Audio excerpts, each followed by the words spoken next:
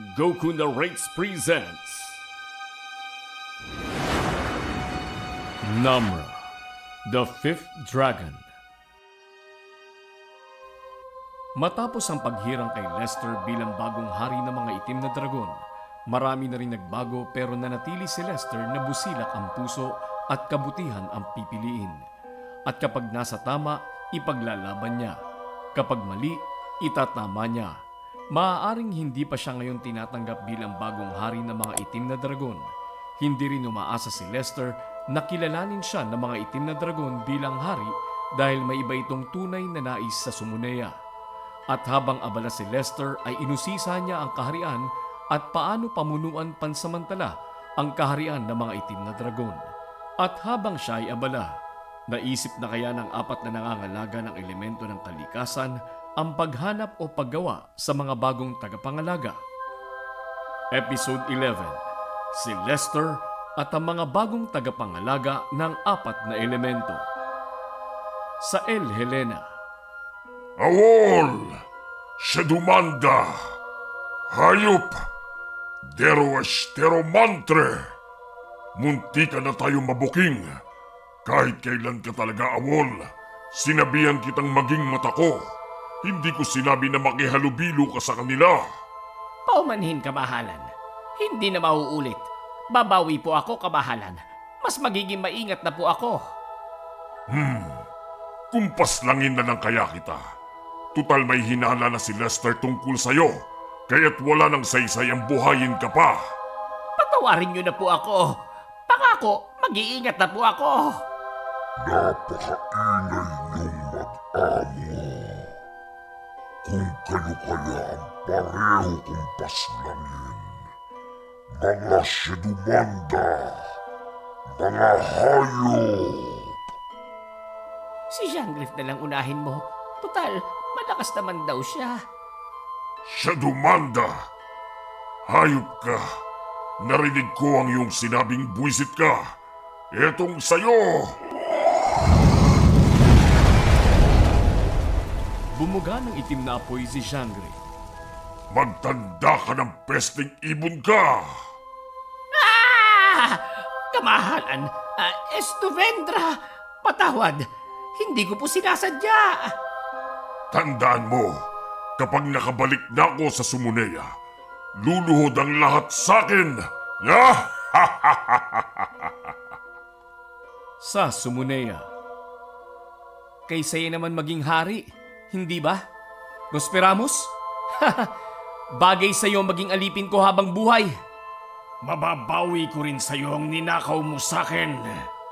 Mamatay ka sa kakaasa. Ako pang tinatakot mo? Tingnan mo nga kung nasan ka ngayon. At nasan ba ako? Pinagtatawanan lamang kita. Tama na yan. Lester, maaari ka ba naming makausap? Kahit panandalian lamang? Halika na, mahal na hari. At kakausapin daw tayo. Kawal! Hawakan niyong Shedumanda, ang hayop na to. Baka siya magasik ng lagim. Masusunod, kamahalan. Si Lester lamang ang aming nais makausap. Hindi ka kasali. Bagay sa iyo mukhang kawawa, Rosperamus. Halika na at importante ang pag-uusapan natin. El Junio Monke Rosperamus. Babala Rosperamus. Huwag mong tatangkaing tumakas o gumawa ng kaguluhan dahil sasamain ka sa akin. At sumama si Lester sa apat na pinuno ng Sumunea upang pag-usapan ang tungkol sa mga bagong mangangalaga ng elemento ng tubig, apoy, lupa at hangin. Saguero Evas. Ngayon, nandito na tayo. Maaari na tayo magsimula. Mag-usap-usap para sa ating... Sandali, Gethin. Masyado ka nagmamadali.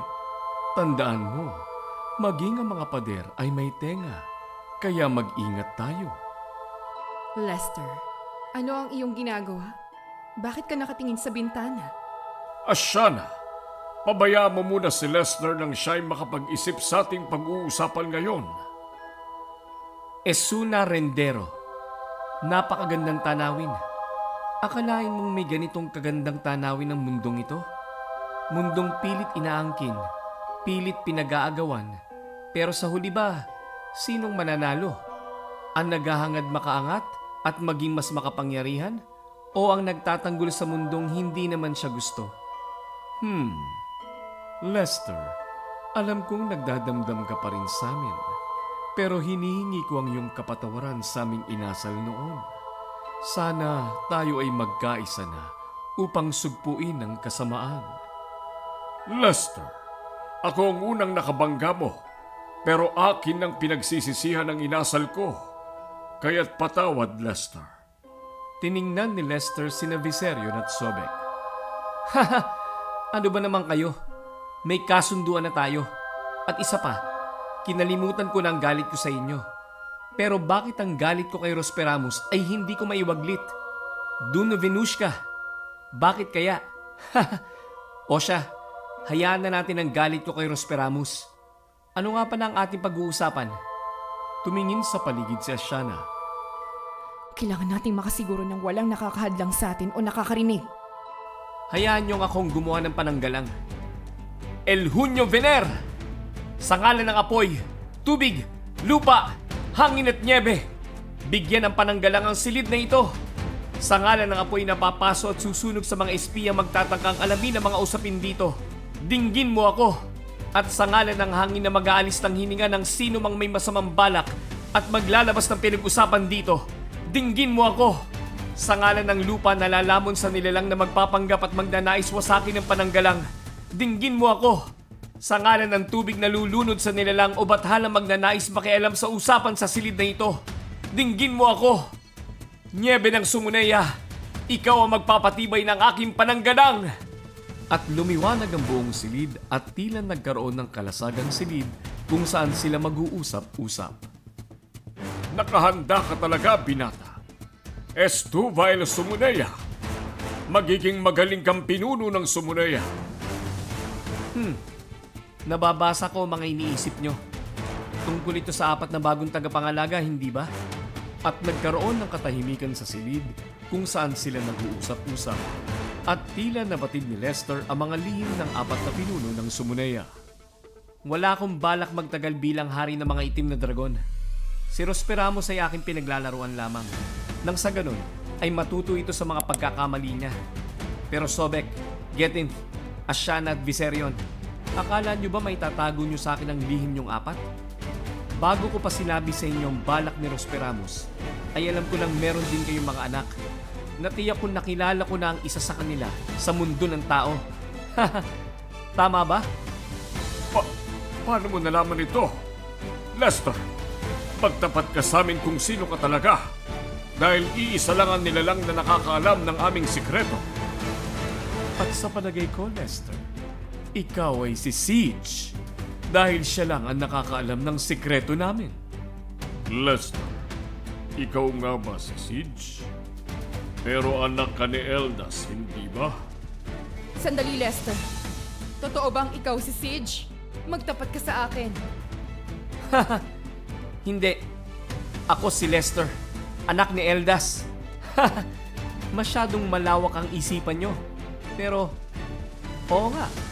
Ako ay hindi talaga si Lester. Dahil matagal nang patay ang anak ni Eldas.